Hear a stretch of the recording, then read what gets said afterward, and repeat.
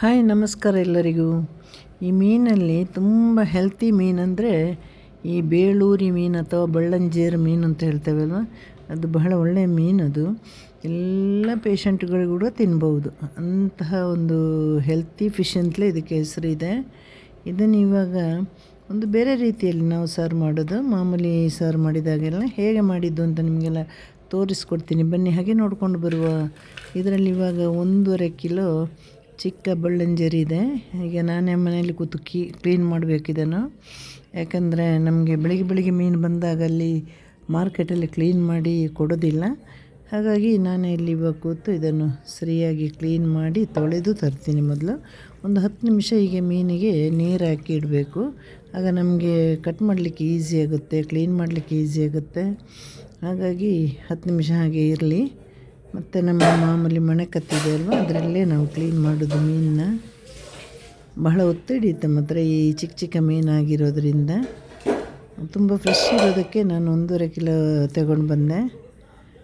1.5 kilo order ಮಾಡಿದ್ದು ನಾವು. ಈಗ ನೋಡಿ ಮೀನನ್ನ ತಲೆ ಬಾಲೆಲ್ಲ ಕಟ್ ಮಾಡಿ ಒಳಭಾಗ ಎಲ್ಲ ಕ್ಲೀನ್ ಮಾಡಿ ಅದನ್ನು 3-4 ಬಾರಿ ಚೆನ್ನಾಗಿ ತೊಳೆದೆ. ಅಂದರೆ ಅದರ ಮೇಲೆ ಒಂದು ಸಣ್ಣ ಪುಲಿಂಜಿರುತ್ತಲ್ಲ, ಅದ್ರಲ್ಲಿ ಹೋಗಬೇಕಂದ್ರೆ ನಾವು ಅದು ಸರಿಯಾಗಿ ತೊಳಿಬೇಕು.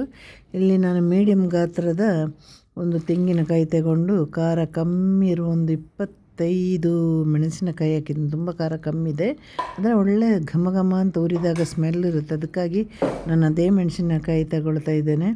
ಈಗ ಇಲ್ಲಿ 1 ಸ್ಪೂನು ಅರಿಶಿಣ ಪುಡಿ, ಹಾಗೆ 1/4 ಸ್ಪೂನು ಧನಿಯಾ, ಮೆಣಸು ಧನಿಯಾ ಎರಡೂ ಕೂಡ ಎಣ್ಣೆಯಲ್ಲಿ ಹುರಿದಿದ್ದು. ಇದಕ್ಕೆ ಹುಳಿ ಬಹಳ ಕಮ್ಮಿ, ಒಂದು ನಿಂಬೆ ಹಣ್ಣಿನ 1/4 ಭಾಗದಷ್ಟು ಹಾಕಿದರೆ ಸಾಕು. 1 ಕಿಲೋ ಇದ್ದರೆ 1/4 ಭಾಗ ಸಾಕು, ಸ್ವಲ್ಪ ಜಾಸ್ತಿ ಇದ್ದರೆ ಒಂಚೂರು ಜಾಸ್ತಿ ಹಾಕಿ.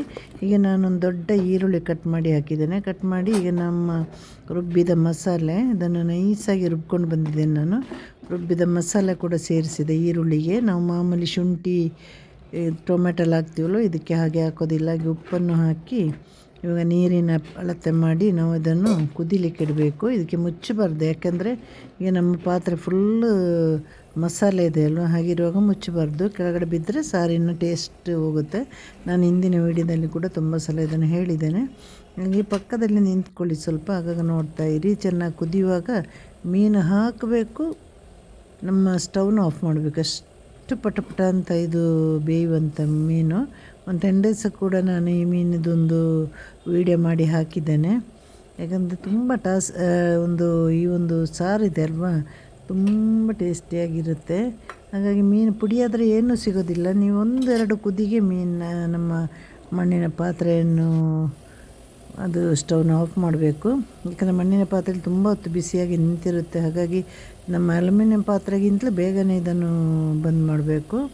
ಈ ಕೊನೆಯಲ್ಲಿ ಒಂದು ದೊಡ್ಡ ಈರುಳ್ಳಿ ಮತ್ತು ಒಂದು ಸ್ವಲ್ಪ ಕರಿಬೇವು ಸೊಪ್ಪು ಹಾಕಿ ಒಗ್ಗರಣೆ ಕೊಡಿ. ಇಲ್ಲಿ ನಾನು 1.5 ಸ್ಪೂನ್ ಎಣ್ಣೆಯಷ್ಟು ತಗೊಂಡಿದ್ದೇನೆ. ಇದನ್ನು ಎಣ್ಣೆ ಬಿಸಿ ಆದಮೇಲೆ ಈರುಳ್ಳಿ ಹಾಕಿದೆ. ಟೋಟಲ್ 2 ಈರುಳ್ಳಿ 1.5 ಕಿಲೋ ಮೀನಿಗೆ. ದೊಡ್ಡ ಈರುಳ್ಳಿ, ಚಿಕ್ಕದಾದರೆ ಒಂದು 3-3.5 ತಗೊಳ್ಳಿ. ಈರುಳ್ಳಿ ರೆಡ್ ಕಲರ್ ಆಗ್ತಾ ಬರುವಾಗ ನಾವು ಕರಿಬೇವು ಸೊಪ್ಪನ್ನು ಕೂಡ ಹಾಕಿ ಫ್ರೈ ಮಾಡಬೇಕು. ನಂತರ ನಮ್ಮ ಬಿಸಿ ಸಾರಿಗೆ ಒಗ್ಗರಣೆ ಕೊಟ್ಟರೆ ನಮ್ಮ ಸಾರು ಮುಗಿದೋಯ್ತು. ಇದರಲ್ಲಿ ಮೀನು ಸಾರಲ್ಲಿ ನಮಗೆ ಸ್ವಲ್ಪ ಕಷ್ಟ ಅಂತ ಅನಿಸೋದು ನಾವು ಕಟ್ ಮಾಡೋದು. ಯಾಕಂದರೆ ಹೆಚ್ಚಾಗಿ ಮಾರ್ಕೆಟಲ್ಲಿ ಕಟ್ ಮಾಡಿ ಕೊಡ್ತಾರೆ, ನೀವು ಭಯಪಡೋದು ಬೇಡ. ನಮಗೆ ಬೆಳಿಗ್ಗೆ ಅದೆಲ್ಲ ಆಗೋದಿಲ್ಲಲ್ವ, ಡೆನ್ಸೆಲ್ಲ ಮಾಡೋ ಕಟ್ ಮಾಡಿ ಕೊಡೋದಿಲ್ಲ.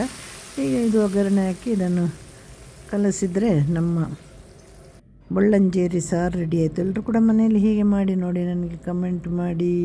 ಈ ಸ್ವಲ್ಪ ನಾನು ದಪ್ಪ ಮಾಡಿದೆ, ಯಾಕಂದರೆ ಮುಚ್ಚಳ ಮುಚ್ಚಿದರೆ ಮತ್ತೆ ಅದು ಅದರ ಸೆಕೆ ನೀರು ಬಿದ್ದು ತೆಳುವಾಗುತ್ತೆ. ಹಾಗೆ ಎಲ್ರಿಗೂ ಟಾಟಾ ಬಾಯ್, ಸಿ ಯು, ಟೇಕ್ ಕೇರ್.